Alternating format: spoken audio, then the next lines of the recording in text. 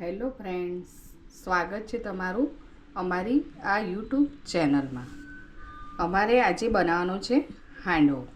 હાંડવો બનાવવા માટે 2 વાડકી ચોખા લીધા છે, 1 વાડકી ચણાની દાળ અને અડધી વાડકી અડદની દાળ છે. ચોખા, ચણા અને અડદની દાળને તમે ઘરે ઘરઘંટીમાં પણ દળી શકો છો, મિક્સરમાં પણ દળી શકો છો કે બહારથી પણ લોટ મળી શકે છે. આ જ માપથી તમે ઘરે પલાળીને 2-3 કલાક દાળ ચોખા પલાળીને પછી મિક્સરમાં ક્રશ કરીને દહીં નાખીને એને 7-8 કલાક આથો આવવા દો ત્યાં સુધી રાખવાનું છે. હાંડવા માટેનો લોટ લઈશું. તો મેં 2 વાડકી, આટલી નાની 2 વાડકી લોટ લીધેલો છે.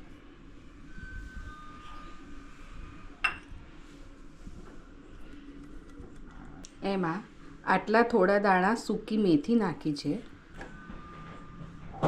2 ચમચી તેલ ઉમેરું છું અને ખાટી છાશ.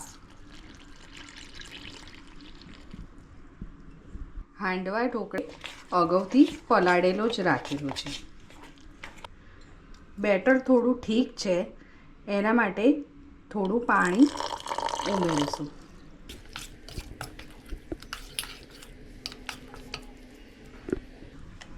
આપણું બેટર આ રીતનું થાય ત્યાં સુધી રાખીશું.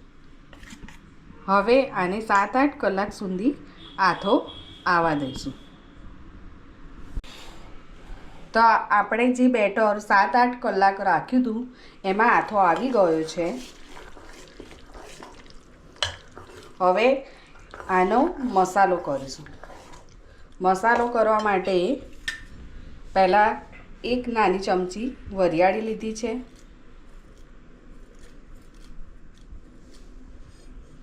અજમો લીધો છે, એ હાથથી મસળીને નાખી દેવાનું. 1 નાની વાડકી સિંગદાણા છે, પછી 3 ચમચી જેટલો મેં ગોળ લીધો છે. તમે ગોળની જગ્યાએ ખાંડનો પણ ઉપયોગ કરી શકો છો.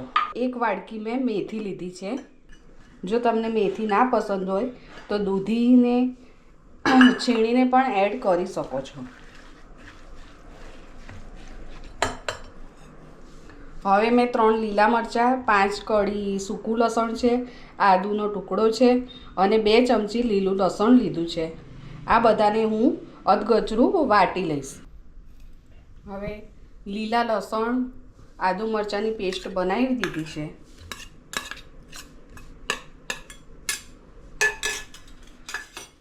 મેથીની સાથે સાથે મેં 2 ચમચી ગાજર અને 2 ચમચી દૂધી છીણીને નાખેલી છે.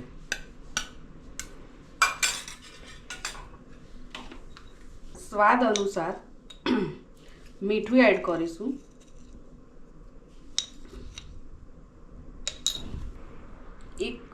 અડધી ચમચી હળદર, અડધી ચમચી લાલ મરચું પાવડર. આ બેટરને મસાલા સાથે મિક્સ કરી દઈશું.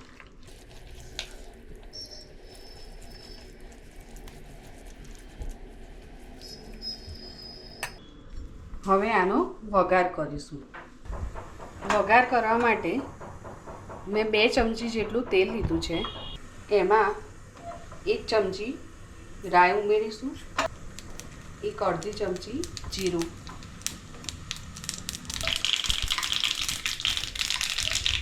રાઈ તતળી જાય એટલે 1 ચપટી હિંગ ઉમેરીશું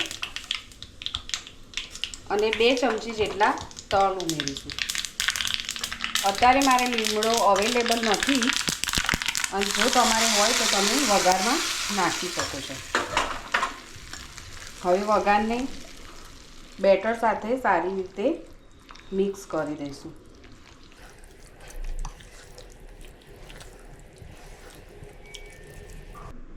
હવે એમાં 1 નાની ચમચી સાજીના ફૂલ નાખીશું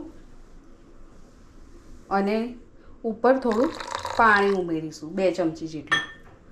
તો એનાથી સાજીના ફૂલ એક્ટિવેટ થશે અને એક જ ડાયરેક્શનમાં આવી રીતે હલાવવાનું રહેશે.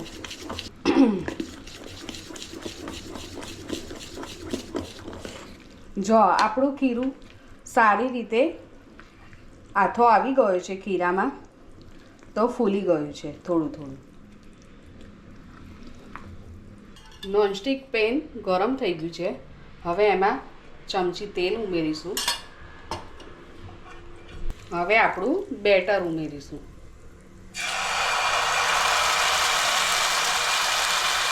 મેં અત્યારે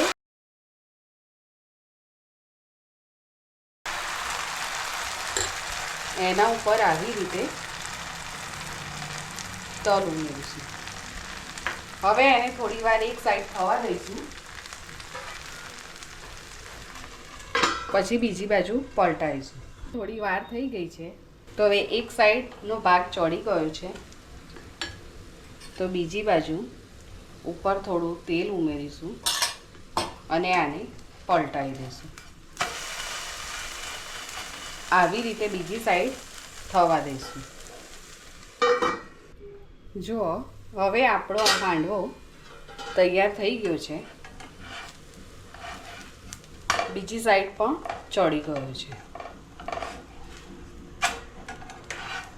હવે એને કાઢી લઈશું. હાંડવો રેડી થઈ ગયો છે. તમે હાંડવાને સોસ સાથે, ગ્રીન ચટણી સાથે, લસણની ચટણી અને તેલ સાથે કે ચા સાથે પણ ખાઈ શકો છો. જો તમને અમારો વિડીયો સારો લાગ્યો હોય તો લાઈક કરો અને શેર કરજો.